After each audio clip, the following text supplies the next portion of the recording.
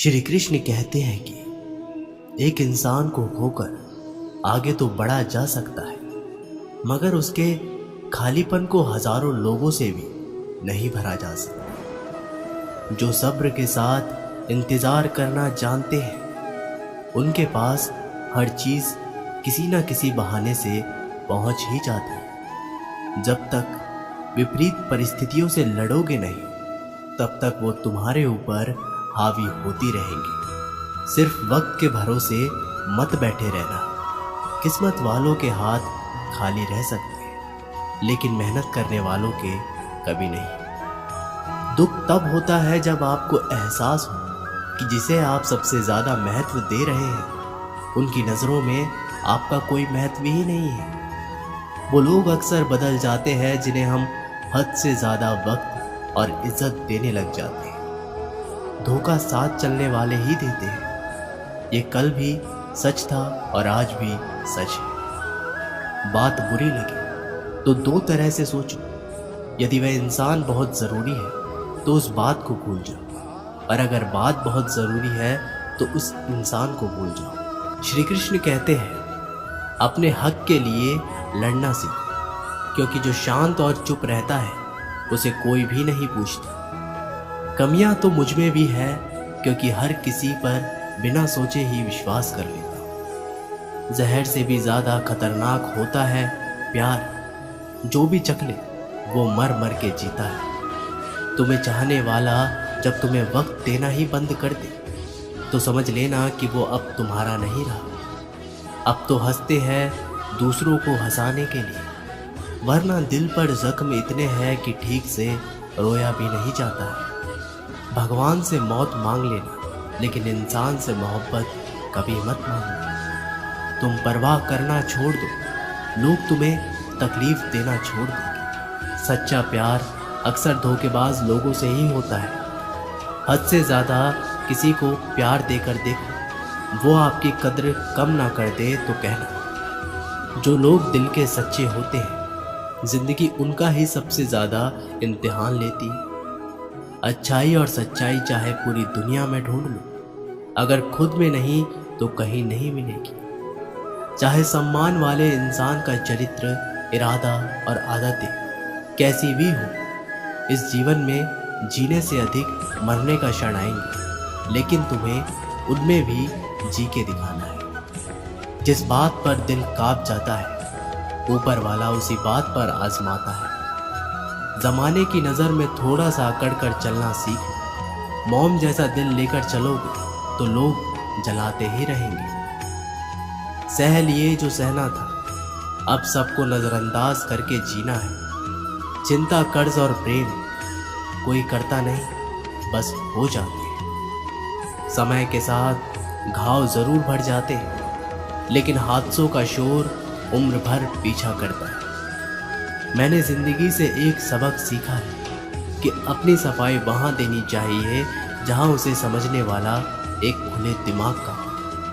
अगर किसी ने आपको गलत मान लिया तो उसको सफाई देने का मतलब खुद की नज़रों में खुद को ही गिरा लेना होता है। श्री कृष्ण कहते हैं कि हम में ऐसा कोई नहीं है जिनकी परछाई उनसे दूर रहती।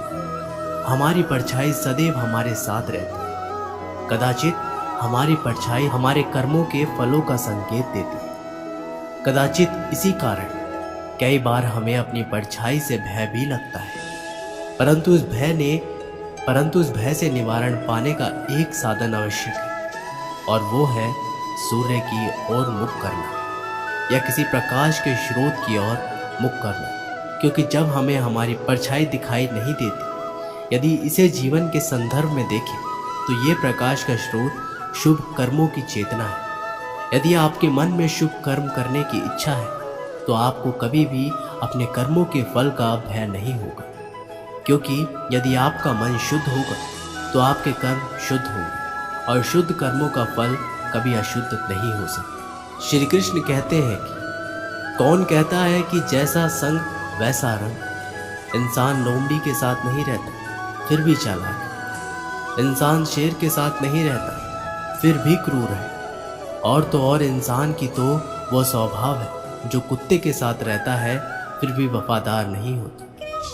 कभी कभी इंसान सच में थक जाता है, होश में रहते रहते, दर्द सहते सहते, सब्र करते करते, उम्मीद रखते रखते, रिश्ते निभाते निभाते, सफाई देते देते और अपनों को मनाते मनाते। घर बदल जाए या समय बदल जाए कोई गम नहीं, लेकिन सबसे ज़्यादा दुख तो तब होता है जब कोई अपना बदल जाता है। सच्चे रिश्तों की खूबसूरती एक दूसरे की गलतियां बर्दाश्त करने में है, क्योंकि बिना कमी का इंसान तलाश करने निकलोगे तो अकेले ही रह जाओगे। सारा दर्द मुझे ही सौंप दिया, वो ऊपर वाले को मुझ पर कितना भरोसा था।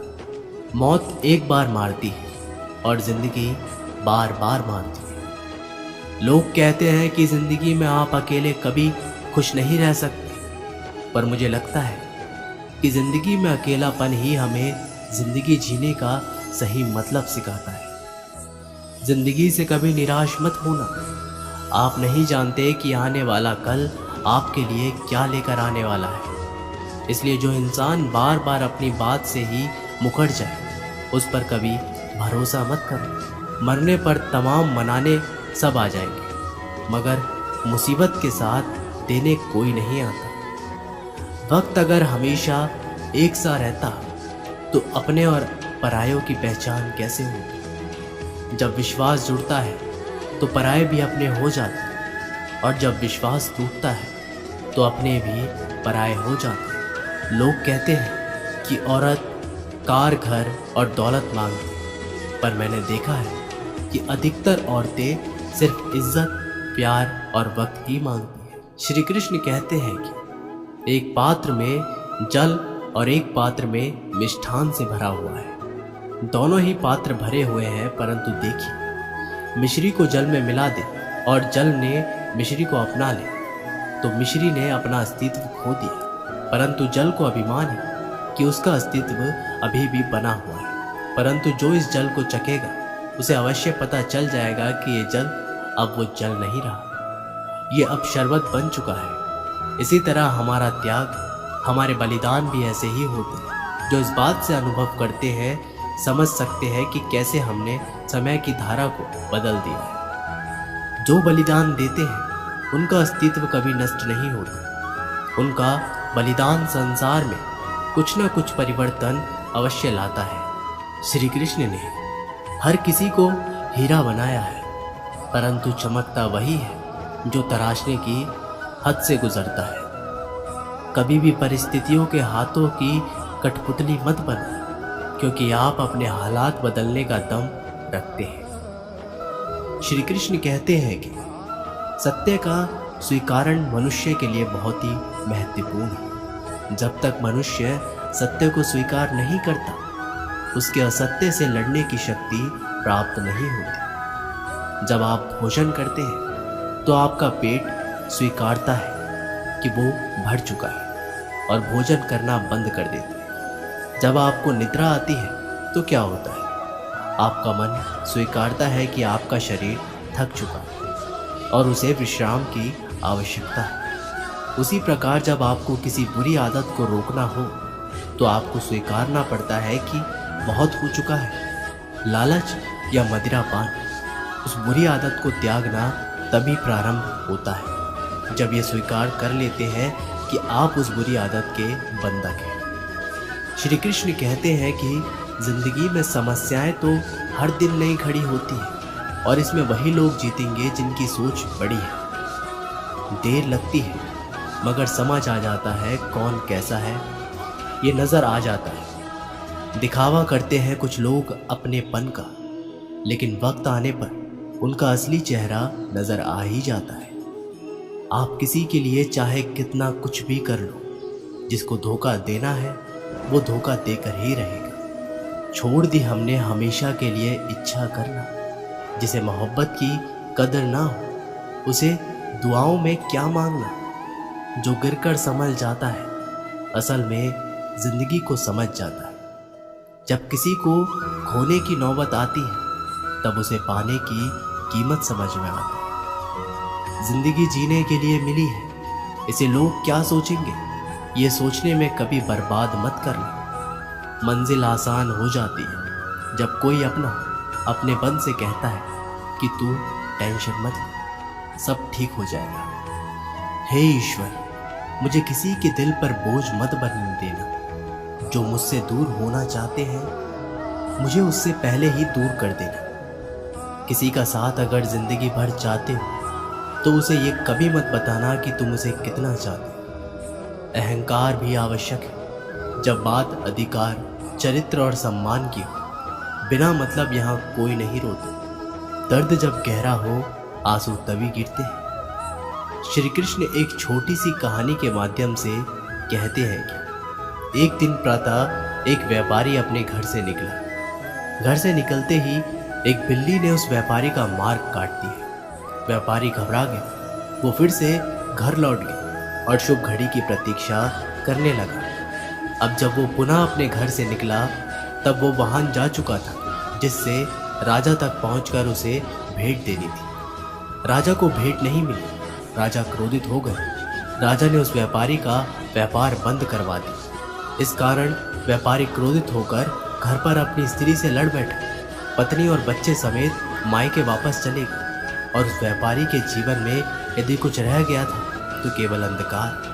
और इन सब का कारण वो उस बिल्ली को मानता रहा जिसने उसका मार्ग काटा था। ऐसे ही एक दूसरी व्यापारी राजा को भेंट देने के लिए निकला और उस व्यापारी का मार्ग भी एक बिल्ली ने काट दिया। तो व्यापारी तनिक घबराया, परंतु उसने आगे बढ़ना अधिक उचित समझा। राजा तक वो समय पर पहुंचा।